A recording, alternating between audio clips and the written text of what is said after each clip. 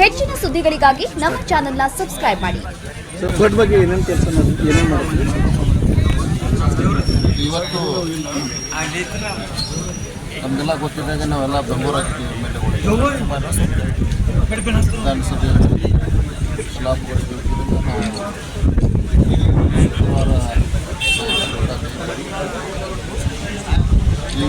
ಈ ವರ್ಷ ಏನು ಕೃಷ್ಣಾ ನದಿಯ ತೀರ್ಥರ ನದಿಯ ಏನು ಒಂದು 2-3 ದಿವಸದೊಳಗಡೆ 2-3 ಫುಟ್ ಏನೋ ಜಾಸ್ತಿ ಆಗಿದೆ. ಈಗಿನ ಕಂಟ್ರೋಲ್ ಏನೇ ನಂಬಿಲ್ಲ, ಕಂಟ್ರೋಲ್ನಾಗ ಐತಿ. ಅದ ಇವತ್ತು ನಾವೆಲ್ಲ ತಾಲೂಕು ಎಲ್ಲ ತಹಸೀಲ್ದಾರ್ ಎಲ್ಲ ಅಧಿಕಾರಿಗಳು ನಾವು ಸಿದ್ದಾಪುರ, ಕಮಲಾಪುರ, ಮಾನಂದವಾಡಿ, ಚಿಕ್ರಾಮ, ಗುಂಡ್ವಾಡ ಇವತ್ತು ನಾವು ಎಲ್ಲರೂ ಇವತ್ತು ಹೋಗಲೇ ಆ ಜನರಿಗೆ ಭೇಟಿಯಾಗುವಂಥ ಕೆಲಸ ಮಾಡಿದ್ವಿ. ಆ ಜನರಿಗೆ ಏನು ಆತಂಕ ಇತ್ತು ಅದನ್ನು ನಾವು ಅವ್ರ ಜೊತೆ ಮಾತಾಡಿ, ಯಾಕಂತಂದರೆ ಕೆಲವೊಂದು 19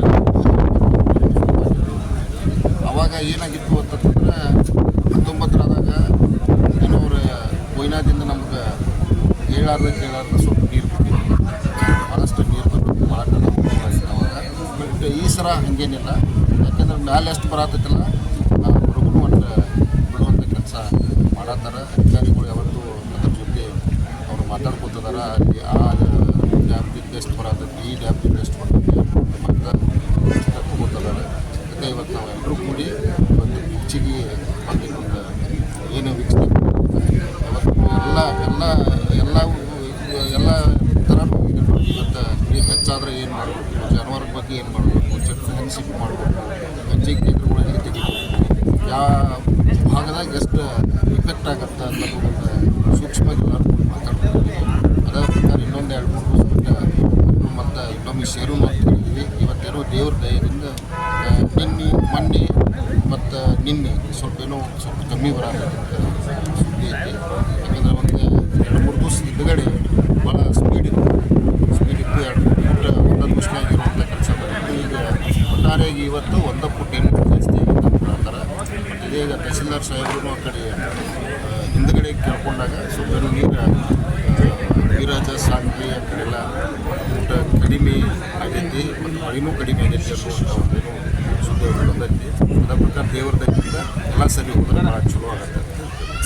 ಶಾಸಕರ ಕುರ್ಚಿ ಮತಕ್ಷೇತ್ರದಲ್ಲಿ ಗಂಜಿ ಕೇಂದ್ರದಲ್ಲಿ ಎಷ್ಟು ತಗಲಿ ಜನ ಜಾನುವಾರುಗಳು ಏನು ವ್ಯವಸ್ಥೆ ಕೈಗೊಂಡು ಇಲ್ಲ. ಈಗ ಒಂದು ಇಲ್ಲಿ ಕುರ್ಚಿ ಒಳಗೆ ಸಂಬಂಧಪಟ್ಟಂಗೆ ಏನೋ ಒಂದು ಸ್ವಲ್ಪ ದನಗಳ ಅವಯವ ಅವ್ರಿಗೆ ಏನಾಗಿರ್ತೈತೆ. ಈಗ ಕುರ್ಚಿ ನಮ್ಮಲ್ಲಿ ಹೆಂಗೈತೆ ಅಂತಂದ್ರೆ ಊರಾಗೂ ಒಂದೊಂದು ಮನೆಗಳು ಹೀಗಾಗಿ ಅವರು ಇನ್ನೂ ಆ ಪರಿ ಏನು ಗಂಜಿ ಕೇಂದ್ರ ಇದನ್ನು ಮಾಡುವಂತಾರೆ ಏನು ಸೀರಿಯಸ್ ಕೇಸ್ ಬಂದಿಲ್ಲ.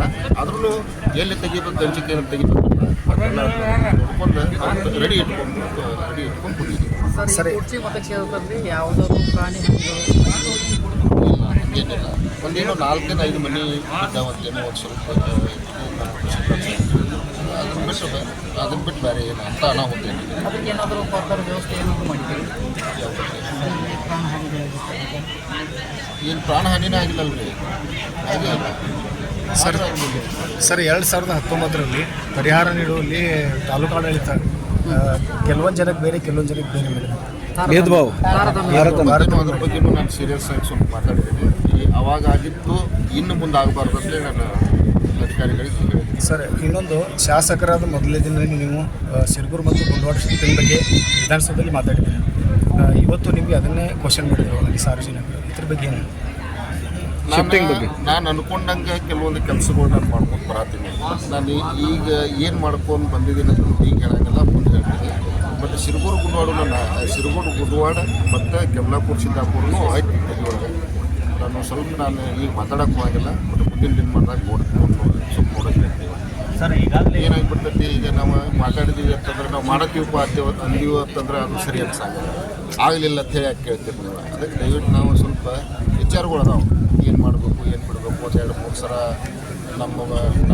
ನಾವು ಲಕ್ಷ್ಮಣ ಸವದಿ ಸಾವ್ಕಾರ ಆಗಿರ್ಬೋದು, ರಾಜು ಅಣ್ಣ ಕಾಯ್ದೆ ಆಗಿರ್ಬೋದು, ನಾವೇನು ಈಗ ಈ ಭಾಗದಾಗಿದ್ದೀವಲ್ಲ ನಾವು ಮಾತಾಡ್ಕೊಂಡಿದ್ದೀವಿ. 2-3 ಸಲ CM ಜೊತೆಗೂ ಮಾತಾಡಿದ್ದೀವಿ, DCM ಜೊತೆಗೂ ಮಾತಾಡಿದ್ದೀವಿ. ಬರ್ತಕ್ಕಂಥ ಇದು ಮಾಡಿದಾಗ ನೋಡೋಣ. ಸರ್ ಈಗ ಈಗಾಗಲೇ ಧಾರಾಕಾರವಾಗಿ ಮಳೆ ಬೀಳುವುದರಿಂದ ರಸ್ತೆಗಳು ತೀವ್ರವಾಗಿ ಹದಗೆಟ್ಟವ. ಅದರ ಬದಲ ಜಿಲ್ಲಾ ಉಸ್ತುವಾರಿ ಸಚಿವರು ಅಥವಾ PWD ಮುನ್ಸಿಪಾಲಿಟಿ ಸತೀಶ್ ಜಾರಕಿಹೊಳಿ ಅವರ ಜೊತೆಗೆ ಒಡನಾಟದಿಂದ ನೀವು ಏನಾದರೂ ಕ್ಷೇತ್ರದಲ್ಲಿ ರಸ್ತೆ ಕಾಮಗಾರಿಗಳಿಗೆ ಏನಾದರೂ ಅನುದಾನ ತರ್ತೀರಾ? ಇಲ್ಲ ತಾವು ನಮಗೂ ಗೊತ್ತಿರಬೇಕು, ಸಾಹುಕಾರಿಗೂ ಅವರು ಅವಾಗವಾಗ ಬರ್ತಾರೆ, ಅವ್ರಿಗೂ ಮಾಹಿತಿ ಐತಿ ಯಾವ ರೋಡ್ ಕೆಟ್ಟವ ಯಾವ ರೋಡ್ ಕೆಟ್ಟಿಲ್ಲ ಅಂತ ಅವ್ರಿಗೂ ಮಾಹಿತಿ ಐತಿ. ನಾವು ಮುಂದೆ ಮಾತಾಡ್ತೀವಿ. ಸರ್ ನಮ್ಮ ಪ್ರಾಣ ಹೋದ್ರೂ ನಮ್ಮ ಊರು ಬಿಡಲ್ಲ, ಶಿಫ್ಟಿಂಗ್ ಆಗೋರಿಗೆ ಅಂತ ನಾನು ಮಾತಾಡ್ತೀನಿ. ನನ್ನ ಜೊತೆ ಭಾಳ ಒಳ್ಳೆಯ ಸಂಬಂಧಗಳು ಅವ್ರಿಗೆ ನಾವು ಮಾತಾಡ್ತೀವಿ. ಶಿಫ್ಟಿಂಗ್ ಮಾಡೋದು ಶಾಸಕರ ಜವಾಬ್ದಾರಿ.